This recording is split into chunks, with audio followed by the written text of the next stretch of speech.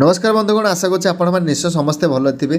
आज आम paper 1 EVS part को आलोचना करने जाऊे। प्रथम क्वेश्चन निम्नोक्त मध्य केउटी ऑस्टियोमालेशिया रोगर लक्षण। ऑप्शन ए रे हाथ गोड़े शून्यता और संवेदनहीनतार अनुभव। ऑप्शन बी रे पाटी और जीभरे घा हेबा। ऑप्शन सी रे दांत माड़ी फुली जिबा ना ऑप्शन डी रे अंधार रे स्पष्ट देखा न जिबा। ताले सठिक उत्तर हे ऑप्शन ए हाथ गोड़े शून्यता और संवेदनहीनतार अनुभव। 122 नंबर क्वेश्चन केउटी मनीष रेचन तंत्रर अंश नुहे। ऑप्शन ए रे वृकक। ऑप्शन बी रे मूत्रनली। ऑप्शन सी रे मूत्राशय ना ऑप्शन डी रे मध्यछेदा। ताले सठिक उत्तर हे ऑप्शन डी मध्यछेदा। 123 नंबर क्वेश्चन परिवेश रे परस्पर निर्भरशीलता और धारणा को सर्वोत्तम भाव में किपरि शिखा जाई पारे। ऑप्शन ए रे केवल कहानी कहवा माध्यम। ऑप्शन बी रे क्षेत्र भ्रमण और पर्यवेक्षण माध्यम। ऑप्शन सी रे संज्ञा गुड़ी को श्रुत लेखन माध्यम ना ऑप्शन डी रे पाठ्यपुस्तक पठन माध्यम। ताल सठिक उत्तर हे ऑप्शन बी क्षेत्र भ्रमण और पर्यवेक्षण माध्यम। 124 नंबर क्वेश्चन परिवेश पाठर केउ मूल्यांकन साधनी जड़े शिशुर अग्रगति को समय क्रमे अनुसरण करिबारे सहायता करे। ऑप्शन ए रे पोर्टफोलियो। ऑप्शन बी रे वार्षिक परीक्षा। ऑप्शन सी रे बहुविकल्प परीक्षा ना ऑप्शन डी रे मौखिक परीक्षा। ताल सठिक उत्तर हे option A portfolio. 125 number question कठिन परिश्रम कले तुम मांसपेशी रे केउटीर मात्रा बढ़ी जाए। ऑप्शन ए रे लैक्टिक अम्ल। ऑप्शन बी रे अम्लजान। ऑप्शन सी रे ग्लूकोज ना ऑप्शन डी रे जल। ताले सठिक उत्तर हे ऑप्शन ए लैक्टिक अम्ल। 126 नंबर क्वेश्चन निम्नोक्त मध्य केउ दुईटी नदी पश्चिम घाट पर्वतमालू बाहरी आरब सागर पड़ी। ऑप्शन ए रे महानदी और गोदावरी। ऑप्शन बी रे नर्मदा और कावेरी। ऑप्शन सी रे गोदावरी और ताप्ती ना ऑप्शन डी रे नर्मदा और ताप्ती। ताले सठिक उत्तर हे ऑप्शन डी नर्मदा और ताप्ती। 127 नंबर क्वेश्चन निम्नलिखित मध्य केउटी परिवेश पाठर गुरुत्व को सर्वोत्तम भाव में व्याख्या करे। ऑप्शन ए रे यह परिवेश संबंधी तथ्य शिखाए। ऑप्शन बी रे यह दायित्वपूर्ण नागरिकता एवं संस्थायी जीवन को प्रोत्साहित करे। ऑप्शन सी रे यह केवल विज्ञान उपर गुरुत्व देइथे ना ऑप्शन डी रे यह सामाजिक विषय गुड़ को एड़ाई थाए। ताले सठिक उत्तर हे ऑप्शन बी यह दायित्वपूर्ण नागरिकता एवं संस्थायी जीवन को प्रोत्साहित करे। 128 नंबर क्वेश्चन जड़े शिक्षक पंचम श्रेणीर समस्त शिक्षार्थी मानक नहीं स्वच्छ कैंपस अभियान आयोजन करिसेंती। यह परिवेश पाठर केउ पद्धति को प्रतिबिंबित करे। ऑप्शन ए रे थीम आधारित। ऑप्शन बी रे कार्य आधारित। ऑप्शन सी रे परीक्षा आधारित ना ऑप्शन डी रे प्रकल्प आधारित। ताले सठिक उत्तर हे ऑप्शन बी कार्य आधारित। 129 नंबर क्वेश्चन निम्नोक्त मध्य केउटी एक प्राकृतिक परिवेश। ऑप्शन ए रे जंगल। ऑप्शन बी रे डाक्तरखाना। ऑप्शन सी रे पार्क ना ऑप्शन डी रे विद्यालय। ताले सठिक उत्तर हे ऑप्शन ए जंगल। 130 नंबर क्वेश्चन केउटी सादृश्य सूचक प्रश्न।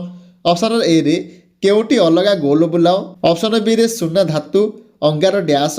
ऑप्शन सी रे एक पदरे प्रकाश कर जार जीवन थाए ताहा डैश ना ऑप्शन डी रे फूलर विभिन्न अंश को क्रम सजाओ। ताले सठिक उत्तर हे ऑप्शन बी सुना धातु अंगार डैश। 131 नंबर क्वेश्चन निम्नोक्त केउटी एक लुहा पत्थर खनिज पिंड अटे। ऑप्शन ए रे क्रोमाइट। ऑप्शन बी रे आंथ्रासाइट। ऑप्शन सी रे हेमाटाइट ना ऑप्शन डी रे इलामाइट। ताले सठिक उत्तर हे option C hematite. 132 number question ओडिशार केउ वीर पुरुष झांसी राणी लक्ष्मीबाई 1857 मसीहा युद्ध लड़ी। ऑप्शन ए रे चंदन हजूरी। ऑप्शन बी रे सुरेंद्र साय। ऑप्शन सी रे जयराज गुरु ना ऑप्शन डी रे बाजीराउत। तार सठिक उत्तर हे ऑप्शन ए चंदन हजूरी। 133 नंबर क्वेश्चन निम्न व्यक्तित्व मध्य किए ओडिशा रे लवण सत्याग्रहर नेतृत्व नहीं। ऑप्शन ए रे मधुसूदन दास। ऑप्शन बी रे गोपबंधु दास। ऑप्शन सी रे रमादेवी चौधरी ना ऑप्शन डी रे हरेकृष्ण महताब। तार सठिक उत्तर हे option D Harekrushna Mahtab. 134 number question ओडिशार केउ आंदोलन अत्याचारी जमीदार और इंग्रेज विरुद्ध रे कृषक मानक प्रतिवाद सहित संपृक्त थिला। ऑप्शन ए रे लवण सत्याग्रह। ऑप्शन बी रे प्रजामंडल आंदोलन। ऑप्शन सी रे भारछाड़ आंदोलन ना ऑप्शन डी रे असहयोग आंदोलन। तार सठिक उत्तर हे ऑप्शन बी प्रजामंडल आंदोलन। 135 नंबर क्वेश्चन वैज्ञानिक पद्धति ठीक सोपान केउटी। ताले सठिक उत्तर हे option B double I triple I भी। 136 नंबर क्वेश्चन निम्नोक्त मध्य केउटी शिक्षार्थी बोध शक्तिर विकास को सूचित करुछि। ऑप्शन ए रे स्वास्थ्यर साधारण नियम कहवा। ऑप्शन बी रे ग्रह मानकर नाम कहवा। ऑप्शन सी रे ग्राफ और लेखा चित्रर व्याख्या करवा ना ऑप्शन डी रे गतिर संज्ञा कहवा। तार सठिक उत्तर हे ऑप्शन सी ଗ୍ରାଫ ଲେଖ ଚିତ୍ରର ବ୍ୟାଖ୍ୟା କରିବା। 137 ନମ୍ବର କ୍ୱେଶ୍ଚିନ୍ ମାନଚିତ୍ରରେ ହଳଦିଆ ରଙ୍ଗ କେଉଁ ଭୂମି ରୂପକୁ ସୂଚାଏ? ଅପସନ୍ ଏରେ ପାର୍ବତ୍ୟ ଭୂମି, ଅପସନ୍ ବିରେ ମରୁଭୂମି, ଅପସନ୍ ସିରେ ମାଳଭୂମି ନା ଅପସନ୍ ଡିରେ ସମତଳ ଭୂମି। ତାହେଲେ ସଠିକ୍ ଉତ୍ତର ହେଇଯିବ ଅପସନ୍ ବି ମରୁଭୂମି। 138 ନମ୍ବର କ୍ୱେଶ୍ଚିନ୍ ଅଦା ତାହାର କେଉଁ ଅଂଶ ଦ୍ୱାରା ବଂଶ ବିସ୍ତାର କରେ? ଅପସନ୍ ଏରେ ମୂଳ, ଅପସନ୍ ବିରେ କାଣ୍ଡ, ଅପସନ୍ ସିରେ ପତ୍ର ନା ଅପସନ୍ ଡିରେ ଫଳ। ତାହେଲେ ସଠିକ୍ ଉତ୍ତର ହେଇଯିବ ଅପସନ୍ ବି କାଣ୍ଡ।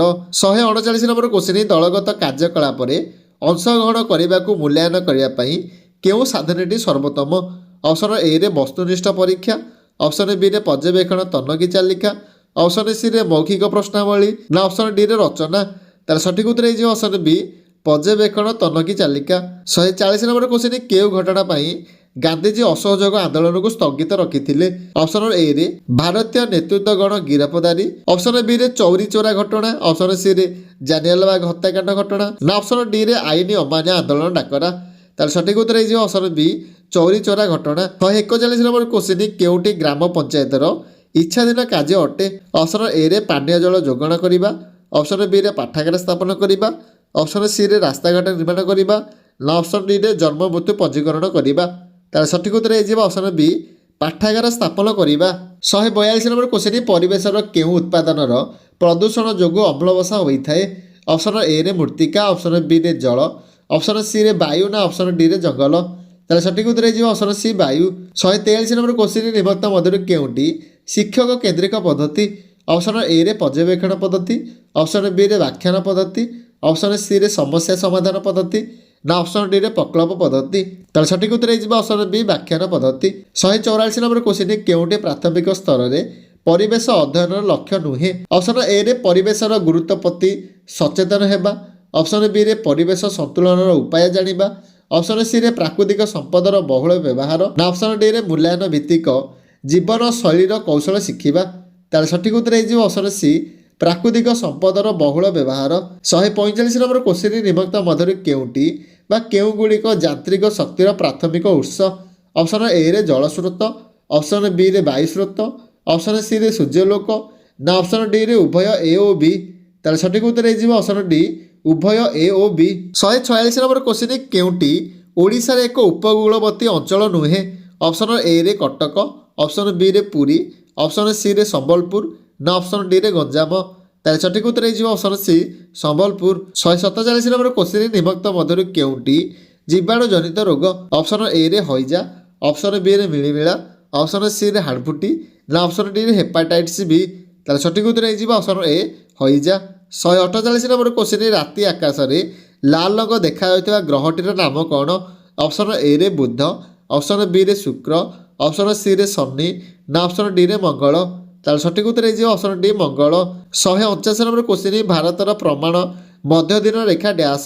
ଅପସନ୍ ଏରେ 82 ଡିଗ୍ରୀ 30 ମିନିଟ୍ ପୂର୍ବ, ଅପସନ୍ ବିରେ 81 ଡିଗ୍ରୀ 30 ମିନିଟ୍ ପୂର୍ବ, ଅପସନ୍ ସିରେ 83 ଡିଗ୍ରୀ 31 ପୂର୍ବ, ଅପସନ୍ ଡିରେ 82 ଡିଗ୍ରୀ 31 ମିନିଟ୍ ପୂର୍ବ। ତାହେଲେ ସଠିକ୍ ଉତ୍ତର ହେଇଯିବ ଅପସନ୍ ଏ 82 ଡିଗ୍ରୀ 30 ମିନିଟ୍ ପୂର୍ବ।